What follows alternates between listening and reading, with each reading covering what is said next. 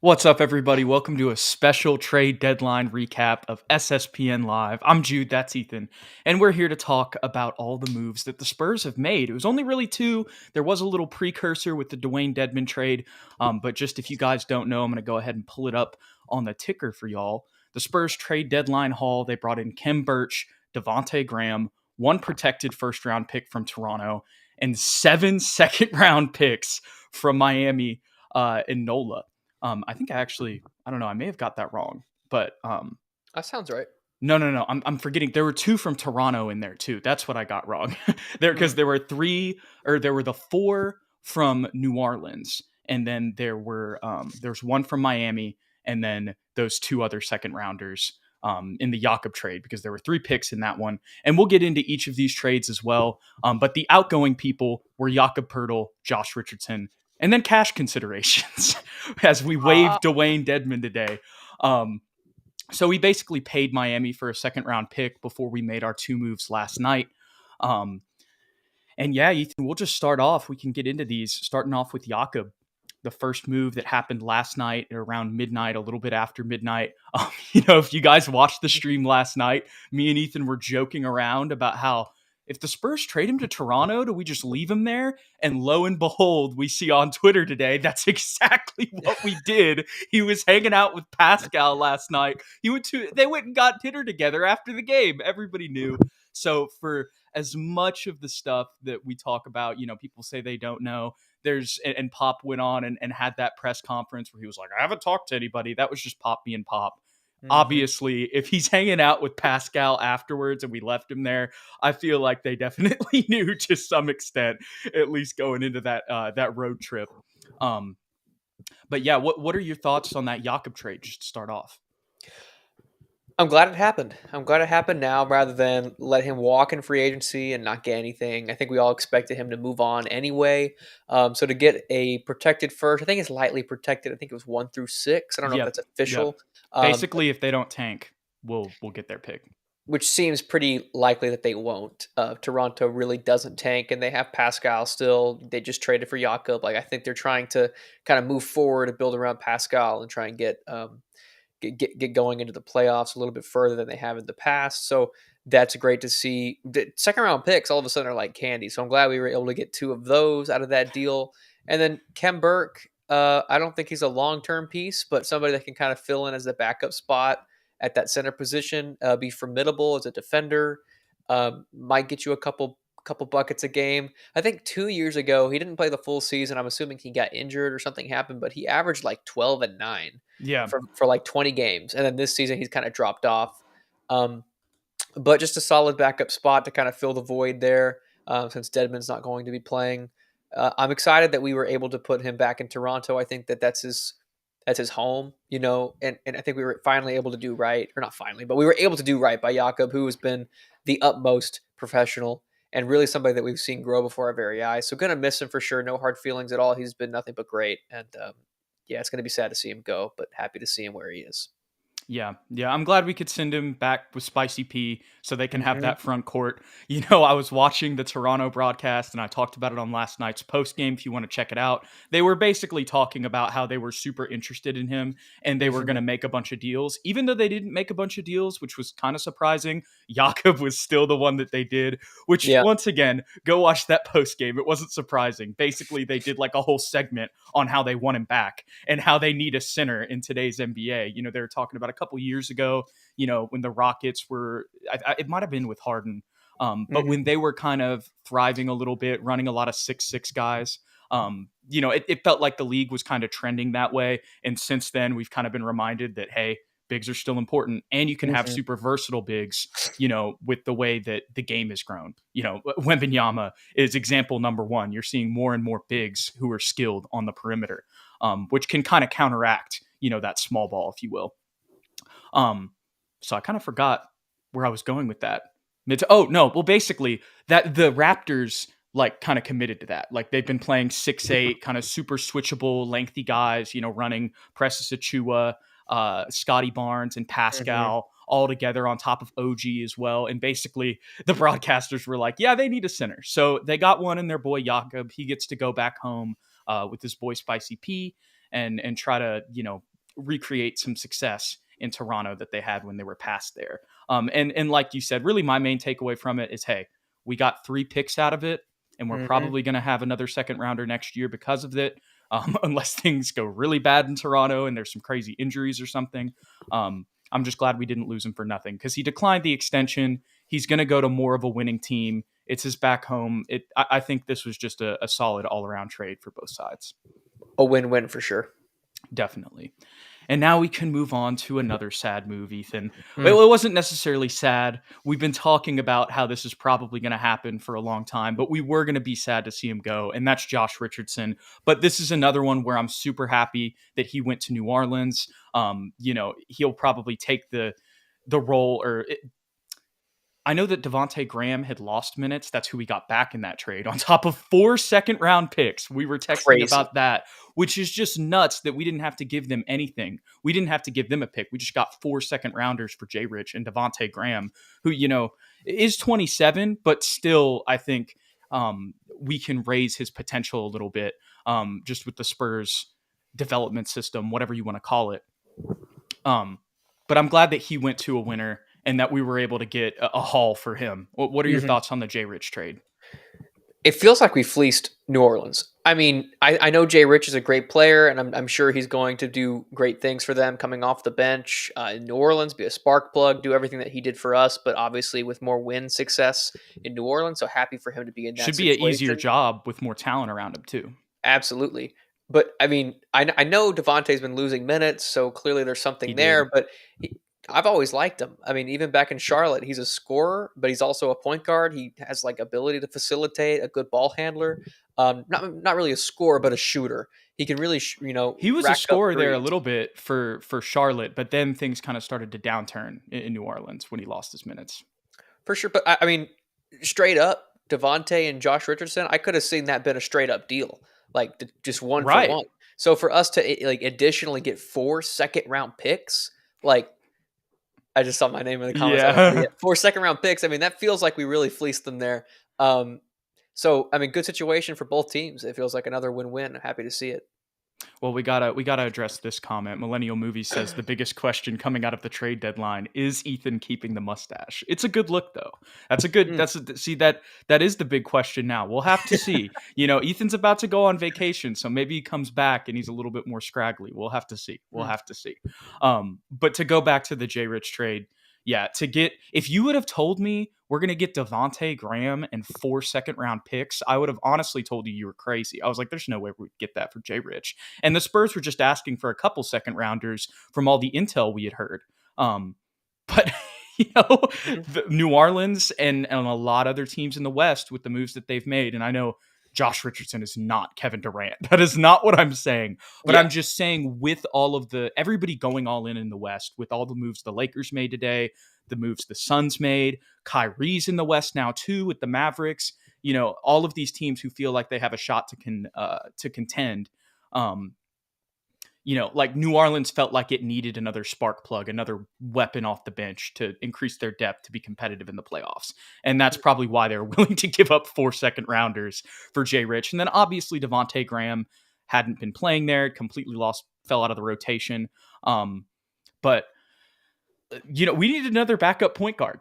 So we finally have one because it's really just been Trey Jones. And whenever he's got hurt this year, we've seen what's happened with the team. Not saying that Devontae Graham is going to lead to any more wins, but at least we'll have like a competent point guard depth now with him coming in. For sure. And a guy that can facilitate. I forgot what Keith brings up a good point. Devontae Graham is so bad defensively. I didn't even think about defense. Like that's why they made that trade, because Jay Rich is 3-and-D. So he's going to help them lock up because they're going to really need a perimeter defenders if they're playing against Golden State or Denver. You know what I mean? So obviously a really good move for them. But I'm still surprised we got 4 seconds out of that, because 2 days ago we were like, I bet we can get 1 second for Jay Rich, maybe 2. Like that was the thought process, but to get 4, like that's crazy. Yeah. Just wild. Our man Rain says, bring Forbes back to complete the defensive juggernaut. And hey, look, here's the thing. With the defense getting worse, it's, as we mentioned in recent lives, It's very obvious, regardless of whether the Spurs say. They're never going to say that they're trying to lose, but Mhm. it's so obvious what we're doing with these trades. I was showing Ethan a little bit before we got on here. I didn't mean to make it like this. Here we go. We'll have Make all me three big. of us. There we go. We'll have three of us on here. If you guys can see this, I hope you can. The new Spurs roster right here. Basically, it just kind of evens out. These moves evened out the roster. When you move away Jay Rich, who is playing the 2, and you bring in Devontae, that just makes the depth more even. Ideally, you want to have 3 players at each position. Obviously, these guys are switchable, but there's just a better idea of what's going on. But the other trade that the Spurs made, Ethan, before all of this happened was Dwayne Dedmon, where we paid Miami for Dwayne Dedmon and a second-round pick. And we bought him out today. So what that tells me with the Kem Birch move, we were talking about that earlier. I think Kem Birch is going to end up being our third string center for depth, and we're going to call up Charles Bassey after the G League next up game after the All-Star break. And I think the rotation is going to be him and Zach. Maybe I'm wrong, and they keep him in the G League and they just want to see him develop more. But we gave Homeboy number 92. Like, you know what I'm saying? Oh my god, that's the best evidence ever of someone not playing is just going off of his number. Oh my god. That's fair. That's No, fair. okay, but genuinely, like with Charles Bassey's minutes, the dude made league history. He earlier this year, I forget which game it was. I know that sounds crazy just with the record of the Spurs right now, but I forget what it was. He had 20 points, 10 boards, and sub 20 minutes or something in one of the earlier games. We saw how physical he was. We saw he could play already. There's a lot of tape that you can pull up that shows that he's more physical than Jakob. That's not me saying he's better than Jakob, but there's a lot of, and he's 22. He throws that weight around. Yeah, y'all go check out the Charles Bassey's potential clip if you want to hear more on him that we have up on the channel. But the other thing that also happened that was kind of a little bit of surprise throughout this deadline was no Doug McDermott move. But kind of after it happened and seeing a lot of the Spurs reporters talk about it, Ethan, and taking into consideration some past comments from Doug, it seems like Homeboy just wants to be here. And I think they were probably had some conversations with him about a trade, but with all the things the Spurs reporters, whether it's Tom Orsborn from the San Antonio News Express, Matthew Tinnan, he does his own Substack, was working for the Athletic NBA covering the Spurs before that. They basically had a Twitter conversation today talking about how he's told the Spurs a lot. He wants to stay here. He really likes it in San Antonio. He's made those comments before. My guess is probably in these conversations that they were having, hey, we might trade you. He was probably I understand if you guys want to do that. You're trying to do right by me right now. But he said, this is, go check out Twitter. I'm cool with staying through the rebuild. That's what I was trying to get to. He just likes San Antonio so much and he likes the young core that he's I'll hang out in the rebuild. So I think that was probably the main reason why we didn't move him.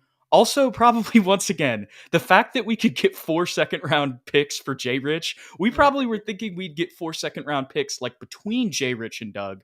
The fact that we got it just Jay Rich and you can keep him around as just a vet. Obviously, he's an off-ball shooter. He can play with anybody. That's probably why we didn't move him. Yeah, I'm fine with keeping him. I thought we would actually have a hard time moving him because he is pretty, I don't want to say one-dimensional, but he moves well without the ball. He's a really good shooter. He's a sniper, backdoor cut, all that thing, high IQ player. But clearly not as valuable as a Jay Rich or a Jakob. So I was like, maybe there's not a market for him at this point. He's kind of a small move. Who really needs just a sniper? It is $13 million. Yeah, and he's not on an expiring deal. You have to pay him next year too. So I could see him maybe being a trade candidate again next year. But I agree with what everything that you just said. For somebody that's a veteran that wants to be in San Antonio, especially when we're not winning, that's rare. That's hard to find. For the most part, they're all going to want out. And the crazy thing is he's still good. Usually those veterans that want to hang out and just kind of be mentors are trash. No offense. I love Gorgie, but he's not, able to impact the game. And then same with Miami, old boy that's 42 at this point, Udonis Haslem. And if we take McBuckets off the roster, I know we're not trying to win, but we really don't have a lot of spacing. Like if he's not Right, out there, right. and his impact would be really felt if we just have 4 guys out there that can't shoot really, or I mean they can shoot, but they're not like he's a sniper. We don't have any other snipers on the roster at If this point. if we're not playing him, like probably we're either playing Romeo or Stanley at the 3. Like if we were to trade him, that probably gives like well, I guess Sohan's hurt right now. So, but if we were to trade him and Sohan's hurt, Roby is getting minutes. Like which I guess that works for the tank. But like Yeah. still, like you want to have some sort of competency to where they're actually like developing. You want to Mhm. have somebody Yeah. out there who knows what they're doing. And ordinarily, I would say still move him anyway because he's taking minutes away from the young guys or whatever. But at the end of the day, he's not going to really change the win loss record at Right. all. So Right. like we can give him 45 minutes and we're still going to lose because he's just a role player. And down the line, if he wants to stay with us and be on That's affordable what it seems contracts, like he wants to do. I'm totally fine with Me that too. because we will weed out these young guys, see which ones are going to make it, which ones aren't. And let's say all the stars align when we draft Victor Wembanyama or a Scoot Henderson, Right. and Devin develops into who we think he is. Keldon Sohan as well. Trey becomes a formidable facilitator. All of a sudden, we want Doug McDermott because we got Hmm. guys that can draw too. We need somebody that can just sit in the corner and knock down threes. You know what I mean? And he's somebody who will age well. It seems like he's, Yeah. we noticed it even last year. It seems like he's kind of slimmed down since he's come in the league after being a little bit more of a post up 4 at Creighton. Um, and so I think he's 31, but I think he's gonna age really well. I mean, he's not gonna be a great defender, but he's already not a great defender. I mean, you signed him because he's an elite shooter and it is an elite off ball cutter, all that stuff. So I think that's going to age very well as well. I agree. And for what, one more second rounder, we're gonna get rid of him? Like Yeah. we already got so many. Like at this Maybe point, it happens next year, like you said, and Mark yeah. said in the comments. But I'm honestly kind of happy we kept him because it's like all these guys we like. So keeping him allowed, it let my heart take the J Rich and Mm, Jakob trades, a facts. little better. Yes, for Um, sure. but we can talk about the new Spurs. And there was a comment that Dylan said earlier. This one right here, he was saying Wesley should get those reps, and this has kind of been a conversation all year with Devonte Graham coming in. And it seems like I don't think that we're going to cut him. I don't At think so. least not this season. We may cut him in the off season though, Ethan. That's something to keep an eye on with Devonte Graham because if we cut him like before, I think it's either June or July 1st. I want to say it's July 1st. Contract isn't guaranteed. Mm. So he's on he signed it was a deal that he signed back in Charlotte where he got traded to New Orleans. It was a 4-year deal for about $11 million per year. The stipulation in that contract is not all that money's guaranteed. And I want to say next year, even if we do keep him, only like $2 million of it's guaranteed. So don't be deceived by Devonte Graham's contract, people. It's actually better for the Spurs than you think, than meets the eye. Mm. His minutes will probably just be the same as Jay Rich's too. So I'm sure Blake will Right. still get spot minutes here and there, especially And if Blake can play the Romeo 2. Blake's He 6'5". can. They Right. both can play the 2, really. Like either one of them can play off the ball, which is nice to have. Right. So I'm not worried about it. Yeah, I think he'll get minutes. I think he will take minutes away from Blake. That's not me saying that Blake's not going to play because you never know with injuries, especially this year with injuries. But I think on a fully healthy team now they will play him. I think they're going to, once we get Devin back from the surgery after the All-Star break, I think like the end of the season, we're like actually going to try to play like a fully healthy team if we can, just to like get some competent reps in, before next season. And then suddenly Keldon will get hurt. Right. And then we'll have more wins than the Rockets and someone will get hurt again. Yep. And we'll go right back down. I think that Devonte Graham will play, but I also understand what's going on here. But I don't think that this isn't them bringing Devonte Graham in because they don't believe in Blake Wesley or Trey Jones. This is just, we only had 2 point guards. One is hurt, and we've seen how that's gone this year. And Blake doesn't really know how to run the offense or doesn't fully understand NBA basketball yet. Mm-hmm. So because of that, we just wanted some more depth just for competency on the court. That was the way I took it. Same here. Yeah. Well, I guess talking about Kem Birch, I said I think Charles Bassey's going to get called up and he'll have those minutes. But what do you think? I mean, I think maybe there's a chance Kem Birch plays, but I just I feel like with how much Bassey's been impressing, and because we also cut Dwayne Dedmon, I just Hmm. feel like we gotta bring him up. He's in the G League next up game. He's like fourth in votes and he's averaging like 30 and almost it's not 30. It's like 24 and like 12 in the G League. And he's shooting threes and mid-range jumpers too. Like he's developing and he's only 22. We saw what he did earlier in the year. I feel like it's gotta be that. But do you have a counter argument, Ethan? Do you have anything else that you think maybe he won't? No, not really. I mean, the continuing counter argument to that is just that Pop plays the vets. Like that's his notorious is just to give Kem Birch or Burke, whatever it is, the minutes because he's Right. been in the league longer and is proven. But I would rather Bassey play because of everything that you just said. He's young and he's constantly improved, and he's physical. And why not? Like, is he really? Even if you want to say he's worse than Ken Birch, is he that much worse? Like, legitimately, Right. Right. no. And we're trying to lose. And our man Rain brings up a good point here too. We may not even sign him to Yeah. another contract. We might just use the rest of his two-way days out, which honestly would be the most Spurs thing ever, Ethan, because then the Spurs were playing the long game because they brought him in, saw what he could do, and we had some injuries, and then it's like he's weirdly been in the G League since then. And if Hmm. we knew we were going to make these moves the whole time, that would make sense of why we were just not only is he developing down there and he's in the G League next up game, which is exactly what you want, um, but at the same time, it it feels like that they really did play that out. And I wasn't sure how many days he had left. I wasn't sure if it was 45 or 50 or what it was. But yeah, that works out perfect too. We don't even need to sign him. We can just use the rest of those two-way days that we haven't been using. Fine by me. Yep, that's cool Y- with me too. You know what? Shout out to our boy B Wright. I mean, Yes, obviously, all these draft picks remain to be seen. We got to see what we actually do with them. But to get this kind of haul, and it's clear now that there's been a plan. You know what right, I mean? So shout out to absolutely. him. Yeah, and it's nice to have that clarity, and it's Hmm. nice to just know. Look, like Woj tweeted last night, we're just like, give us the draft capital, give us Kem Birch and Devontae Grant, give us your two third string players. That's Hmm. all we need. Yes, sir. Oh my gosh. Well, our man Mark Obed goes in also says Bassey and Barlow should get reps. I think that's another interesting thing to watch is just Dom Barlow. We talked about this. We talked about him a lot, honestly.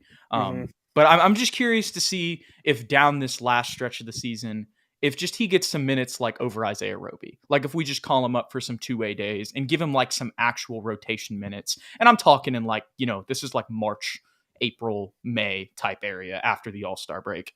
I hope we Hopes. see yeah, I hope we see some Barlow. Our man Dylan hopes we see some Barlow, but we might just let him hang out in the G League, keep getting 20 plus because that's what he's been doing. So love to see the development there as well. Um, I think that's really it, Ethan. I think we've covered most of it. Is there anything else, I guess, storyline wise, you can think of in your head? Zach Collins about to go 20-10 rest of the season.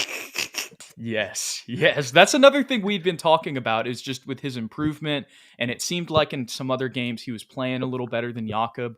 Hmm. Um, I think Jakob's going to return to full Jakob form now that he's back in Toronto.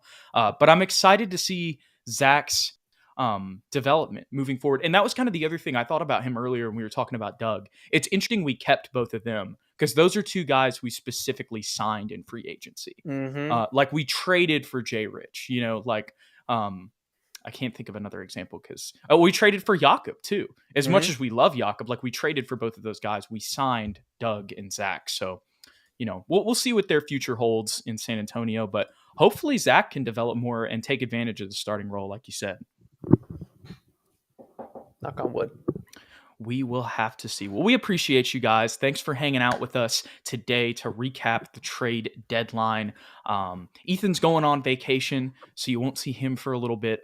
But with that being said, I believe I'm going to try to do at least one post game solo while he's gone just to keep the content going. We'll have some clips and stuff out after this one as well. But if you enjoyed today's show, Don't forget to like and subscribe. We appreciate y'all. Hit that like button, hit that sub button. If you want to follow us on Twitter to stay updated with the show, that's the best way to do it. At SSPN on YT, at Jude McLaren, and at Ethan_Quintero. I'm sure we'll dive in deep more into the Spurs' future, probably do like an hour-long live around maybe like the All-Star break or something, Ethan, just to kind of preview now that everything's like set in place. But this was the trade deadline. Good moves from B. Wright. Spurs got 8 draft picks and Kem Birch and Devontae Graham.